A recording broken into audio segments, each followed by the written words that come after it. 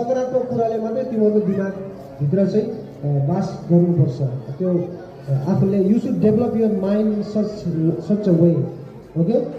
And right concentration, समाधि, सही समाधि। Always think of right thing, सही कुराको मात्रै चिन्तन गर्ने।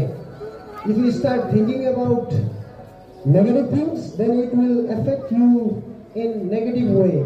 So always think about right things. सही कुराको, सकारात्मक कुराको मात्रै चिन्तन गर्ने, ध्यान गर्ने। And number 9, right view.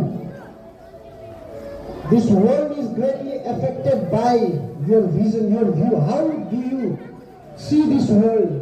तिम्रो दृष्टिकोणले चाहिँ फरक पार्छ। Understood?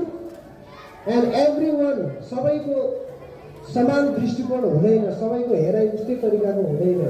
Those who sees the world in positively, सकारात्मक तरिकाले जसले संसार हेर्छन्, हैन, the world appears in similar way to him. जानै छ नि, फुलको आँखामा फुलै संसार हो, काँडाको आँखामा काँडै संसार हो।